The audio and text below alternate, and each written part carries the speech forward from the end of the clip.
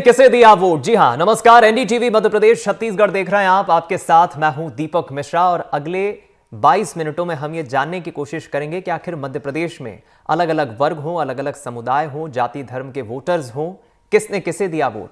मध्य प्रदेश में बीजेपी ने जिस प्रचंड जीत के साथ 18 वर्षों की एंटी इनकम्बेंसी को नकारते हुए 2/3 बहुमत से ज्यादा सीटें हासिल की है, वो भारतीय चुनावी लोकतंत्र के लिए एक नई केस स्टडी हो सकती है। इस सर्वे के मुताबिक 25 साल से कम उम्र के युवा वोटरों ने बीजेपी के पक्ष में कमाल किया है। करीब 48% युवाओं ने बीजेपी को वोट किया है, जबकि कांग्रेस को वोट करने वाले युवा सिर्फ 41% हैं। अलग अलग जाति और समुदायों की बात करें तो सर्वे के आंकड़े बताते हैं कि 74% उच्च जाति के वोटरों ने बीजेपी को अपना वोट दिया है, जबकि मुस्लिम समुदाय से बीजेपी को सिर्फ 8% वोट मिला है, तो कांग्रेस को बंपर 85% वोट मिला है। तो नतीजों के बाद हुए सीएसडीएस के सर्वे के आंकड़ों पर आज हम बात करेंगे और जानेंगे कैसे अलग अलग तबके के वोटरों ने बीजेपी और कांग्रेस को वोट किया, कांग्रेस को किसका साथ नहीं मिला और बीजेपी कैसे अधिकांश वोटरों के मन को भा गए।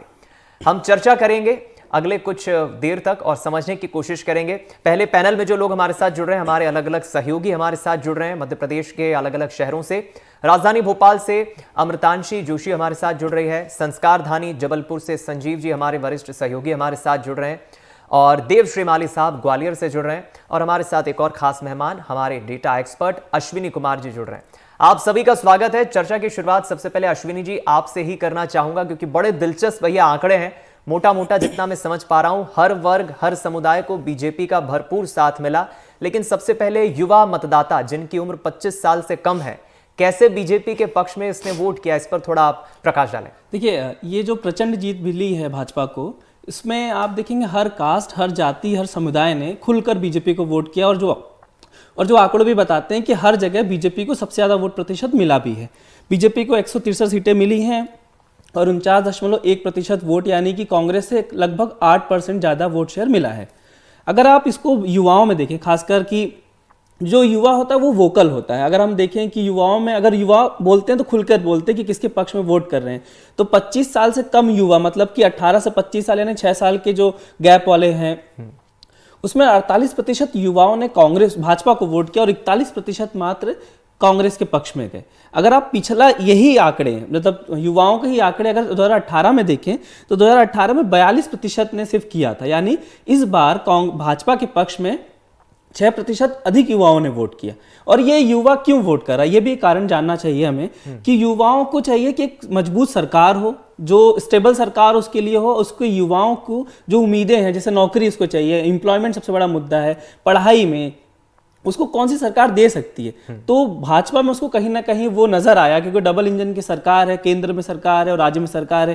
केंद्र में लगातार नौकरियां निकल रही, तो युवाओं को कहीं ना कहीं उस पर भी भरोसा है और शिवराज सिंह चौहान पे भरोसा है, जिसके कारण आप देख रहे हैं कि 48% मिला है, कांग्रेस से 7% ज्यादा, और पिछली बार से अपने ही टैली में भाजपा ने 6% की बढ़ोतरी की है। एक मोटा आंकड़ा जो आप बता रहे हैं बिल्कुल सत्य है, लेकिन मध्य प्रदेश की शिवराज सरकार की सीखो कमाओ योजना भी शायद एक बड़ा इंपॉर्टेंट रोल इसमें अदा करती है। अश्विनी जी, ये तो बात हुई युवाओं की, लेकिन जब हम शहरी और ग्रामीण मतदाताओं के बीच का अंतर देखते हैं तो यहां भी बीजेपी के पक्ष में ये वोट करते नजर आ रहे हैं। ये जो आंकड़े आए हैं शहरी और ग्रामीण, इस पर जरा प्रकाश डालें। देखिए, मामून माना जाता है जो ग्रामीण वोटर है वो कांग्रेस का पारंपरिक मतदाता है, और शहरी वो बीजेपी के, और इसलिए बीजेपी को शहरी पार्टी भी कहा जाता है और कांग्रेस को ग्रामीण पार्टी कहा जाता है। लेकिन वो परिपाटी इस बार टूट चुकी है, क्योंकि इतना प्रचंड जीत है। जब आप 1/3 जीत जाते हैं तो आपके पास कुछ बचता नहीं है। तो आप देखिए, रूरल में अगर बीजेपी को 46% मतदान मिला है और कांग्रेस को मात्र 41, जबकि हमेशा ये होता है कि हमेशा रूरल इलाके में कांग्रेस को ज्यादा मिलता है। अगर आप शहरी की बात करें तो भाजपा को 55% मिला है, मतलब, और कांग्रेस को 37%, मतलब भाजपा और कांग्रेस के अंतर को देखा जाए 17% का डिफरेंस है। 17% मतलब आप ये समझ लीजिए कि 8% में 8% का कांग्रेस और भाजपा में वोट शेयर में डिफरेंस है। तो कांग्रेस से 100 सीटें लगभग ज्यादा बीजेपी को मिली है। तो आप ये समझ लीजिएगा कि 17% शहरी सीटों में अगर डिफरेंस है तो कितनी सीटें मिली होंगी आपको। ये वोट शेयर जान के ही आपको हैरानी होगी कि शहरी में एक तरफा वोट भाजपा के लिए हुआ है। जो उसका कोर बैंक है वो उसके साथ अभी भी इंटैक्ट है, लेकिन कांग्रेस के साथ यहाँ पे देखे जाए तो कांग्रेस को एक नुकसान झेलना पड़ा है, क्योंकि जो उसका कोर वोट बैंक है ग्रामीण, वो उसके साथ छिटक कर कांग्रेस भाजपा के साथ चला गया। चलिए, ये बेहद दिलचस्प बात अश्विनी जी ने कही है, लेकिन ग्रामीण और शहरी मतदाता की चूंकि बात हुई है, आगे हम और अलग अलग समुदाय की भी बात करेंगे, पुरुष महिला जो आधी आबादी है, महिला वोटर्स, उस पर भी बात करेंगे। एक छोटा सा रिएक्शन देव साहब मैं आपसे लेना चाहूंगा कि आखिर ग्वालियर चंबल की जब हम बात करते हैं 34 सीटों पर जो बीजेपी को बढ़त मिली है, यहां ग्रामीण इलाकों में भी काफी बंपर वोटिंग बीजेपी के पक्ष में गई है, और जिसका अंतर अश्विनी जी ने भी बताया। देव साहब। बिल्कुल बिल्कुल दीपक, ग्वालियर चंबल अंचल तो बेसिकली ही ग्रामीण बेस्ड ही है, क्योंकि यहाँ जो शहर भी है, चाहे भिंड हो या मुरैना हो, दतिया या शिवपुरी हो, ये इनको एक तरह से इनका जो सेमी अर्बन जिले हैं, ग्वालियर को थोड़ा छोड़ दिया जाए तो ग्वालियर में जरूर 3 विधानसभा सीटें हैं, लेकिन और वहाँ जो है भरपूर वोट मिला है। हालांकि जैसे मुरैना प्रॉपर की सीट कांग्रेस हार गई, लेकिन उसके आसपास भी अगर अपन वोट का परसेंटेज देखेंगे, वोट का शेयर देखेंगे, तो वहां आंकड़ा लगभग यही पहुंचता है। दूसरे समीकरण, जाति समीकरण या छोटे मोटी बातें हैं, या दूसरे कैंडिडेट बागी लड़ गए हैं, उनके कारण थोड़ा अंतर गड़बड़ाया है। लेकिन शहरी और ग्रामीण क्षेत्रों में दोनों में ही अच्छा वोट और परसेंटेज रहा है जी, चाहे युवाओं का हो और चाहे जो है बाकी वोटर्स का रहो। खासकर के लाडली बहना का तो अपन यहाँ भुला ही नहीं सकते हैं, क्योंकि महिलाओं ने जो है, गांव हो या शहर हो, जो खाई पार्टी है ना, जो हमारे एक्सपर्ट बता रहे हैं कि जो खाई बदल दी है, उसका एक बड़ा जो एक की पॉइंट है, एक गेम चेंजर है, वो महिलाएं हैं।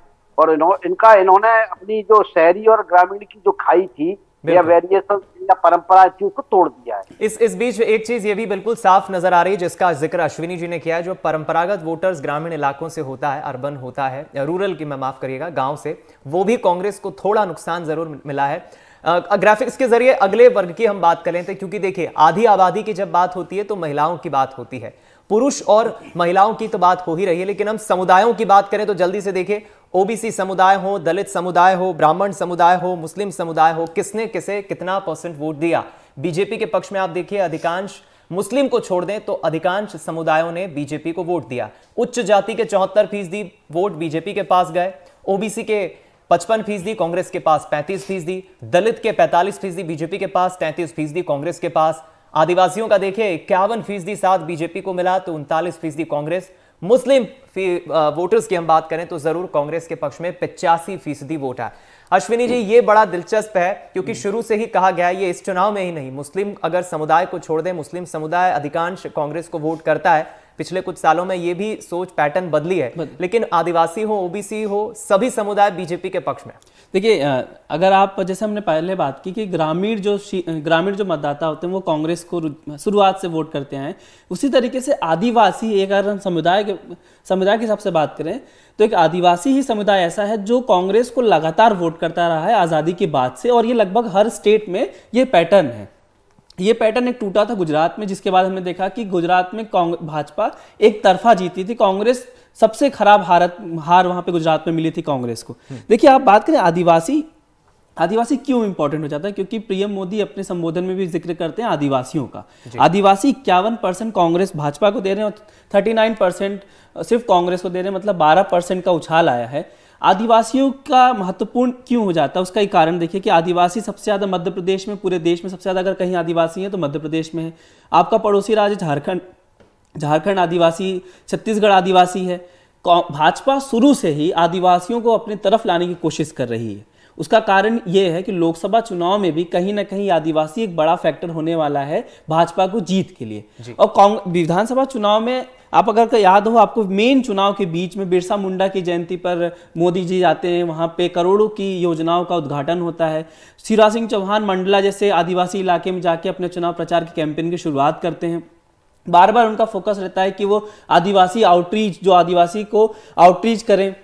अगर आपको याद हो, एक सांसद, एक विधायक का जो वीडियो वायरल हुआ जिसमें वो एक आदिवासी के ऊपर मूत्र विसर्जन करते हुए देखे जा रहे थे, उसके बाद मुख्यमंत्री ने उनको अपने आवास पे बुलाया, उनके पैर धोले। ये क्यों था? ये सिर्फ ये दिखाने का मैसेजिंग था कि आदिवासियों की भाजपा कितना केयर करती है। और ये सब मिला के जो केयर करने का जो दिखाती है भाजपा, उसको परिणाम के तौर पर मिला कि 51% आदिवासियों ने कांग्रेस का साथ छोड़कर भाजपा की तरफ शिफ्ट हुए।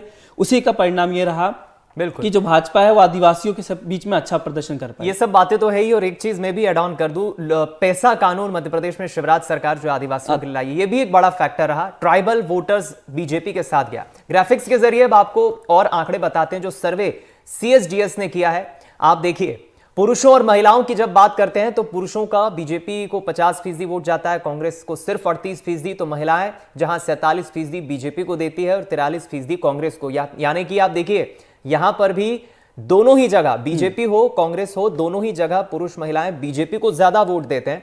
इस पर भी मैं चाहूंगा अश्विनी जी आप जरा प्रकाश डालें, क्योंकि आधी आबादी का जिक्र चुनाव में काफी हुआ। बीजेपी के पक्ष में महिलाओं ने, लाडली बहनों ने खासतौर पर काफी कमाल किया। देखिए CSDS के सर्वे में भी ये जिक्र हुआ है कि जो महिलाओं की सेंट्रिक स्कीमें थी, जो लाडली बहना के जैसा आपने जिक्र किया, ये सबको पता है कि गेम चेंजर ये साबित हुई इस चुनाव में। और शिवराज सिंह चौहान की जीत का सबसे बड़ा श्रेय इस योजना को दिया जा रहा है। ये खुद बीजेपी के बड़े नेता भी मानते, प्रधानमंत्री भी मानेंगे और बाकी संगठन के नेता भी मानते। एक महत्वपूर्ण चीज इसमें डेटा में ये दिखा रहा है कि पुरुषों में 50% पुरुषों ने भाजपा को वोट किया। देखिए अभी भी हमारा समाज जो पुरुष प्रधान अभी भी समाज है, धीरे धीरे वो इक्वालिटी की बात हो रही है, लेकिन प्रधानता अभी भी पुरुषों की ज्यादा है।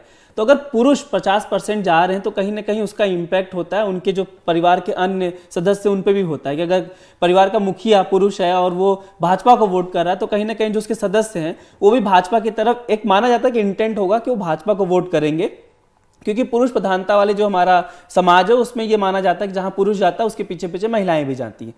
तो अगर 50% पुरुष कर रहे हैं वोट, इसका मतलब ये है कि पुरुषों को भाजपा पे बहुत ज्यादा ही विश्वास है।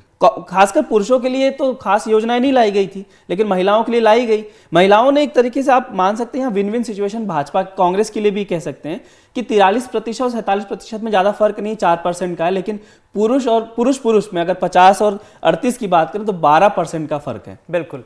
तो भाजपा के लिए, कांग्रेस के लिए महिलाओं में थोड़ी सी खुशी इसलिए भी है क्योंकि कांग्रेस ने भी कई योजनाएं, अगर आपको पता है कि 1500 देने की वादा किया था, 450 में सिलेंडर देने का वादा किया था, कहीं ना कहीं वो अपनी तरफ खींचे उनको महिलाओं को, लेकिन वो वोट में कन्वर्ट नहीं कर पाए। बिल्कुल। संजीव जी आपसे समझना चाहूंगा जो बात अश्विनी जी कह रहे हैं, चूंकि बात आधी आबादी की हो रही है, पुरुष और महिला मतदाताओं के हम आंकड़े जो बता रहे हैं CSDS के सर्वे में, मुझे याद है प्रियंका गांधी ने कैंपेनिंग कांग्रेस के पक्ष में जब शुरू की थी 6 महीने पहले, तो 5 गारंटी संस्कारधानी जबलपुर से ही दी थी। बीजेपी की तरफ से CM शिवराज ने पहली किस्त 1000 रुपए की बहनों के खाते में जारी की थी, तो वो जबलपुर से ही की थी। ओवरऑल संस्कारधानी, महाकौशल और फिर मध्य प्रदेश, महिला वोटर्स कैसे देख रहे हैं संजीव जी?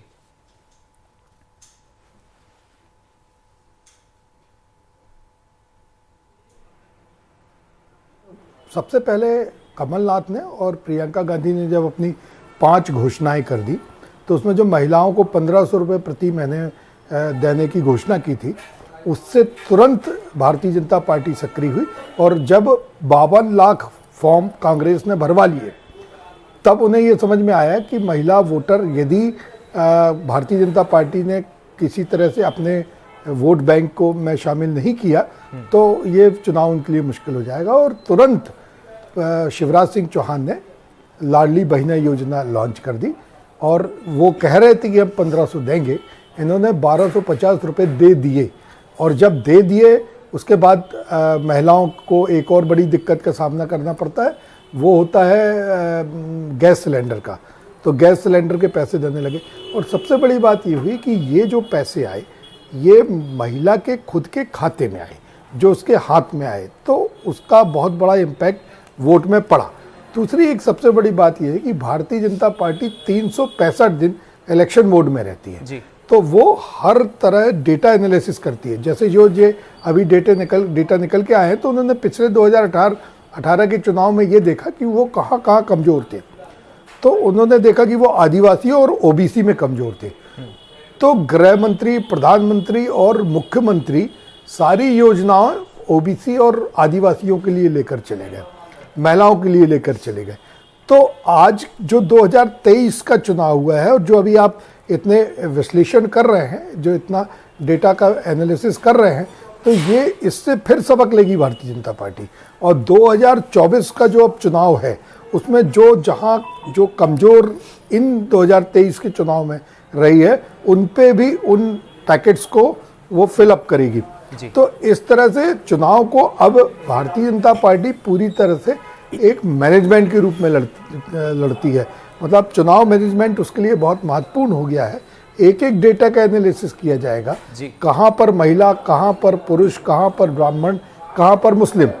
अब मुस्लिम मतदाताओं की जो बात अभी हो रही थी कि 81% मुस्लिम मतदाताओं ने कांग्रेस को वोट दिया है, तो ये उनके लिए नोन फिगर है। वो उन्हें मालूम है कि मुस्लिमों के वोट भारतीय जनता पार्टी को नहीं मिलेंगे, और इसी डेटा को लेके वो अब जाएंगे सनातन धर्मियों के पास कि देखो अगर आप मुझे वोट नहीं दोगे तो हमें मुसलमानों के वोट भी नहीं मिलेंगे। मतलब इस डेटा का भी वो पूरा उपयोग करेंगे कि हमें ज़्यादा से ज़्यादा वोट अब हिंदुओं के मिलना शुरू हो जाए। ठीक है, मैं लौटूंगा आपके पास, ये तो डेटा का जो उसके पहले अश्विनी जी आप कुछ ऐड ऑन करना चाह रहे हैं। देखिए, कांग्रेस भाजपा मुसलमानों का 85% क्या, लेकिन क्यों उसको सीटों में तब्दील नहीं हुआ? इसका कारण ये है कि मध्य प्रदेश में जो मुसलमान हैं वो 6% की पॉपुलेशन है, और वो कहीं पे भी पॉपुलेशन ऐसी नहीं है जो किसी को जिता सके। एक कॉन्सेंट्रेटेड पॉपुलेशन जब होता है किसी कम्युनिटी का, तब वो सीटों में कन्वर्ट होता है। लेकिन आप अगर चले जाएं अक्रॉस द स्टेट, तो आपको भोपाल में मिलेगा जो 1-2 सीटें हैं जहां पे आपने देखा कि कांग्रेस जीती है। इंदौर में एक खजराना का इलाका है, एक मिनी मुंबई इलाका है, वहां पे मुसलमान है, लेकिन वो बहुत सिग्निफिकेंट नहीं है कि जिता सके। बुरहानपुर खंडवा में कुछ मुसलमान सीटें हैं, मुसलमान मतदाता हैं, लेकिन क्योंकि एमपी में जो मुसलमानों का डाइवर्जन है ना, वो हर एक कॉन्स्टिट्यूंसी में 10-15%, 50% के हिसाब से, अगर किसी एक कॉन्स्टिट्यूंसी में 50% हो, 40% हो,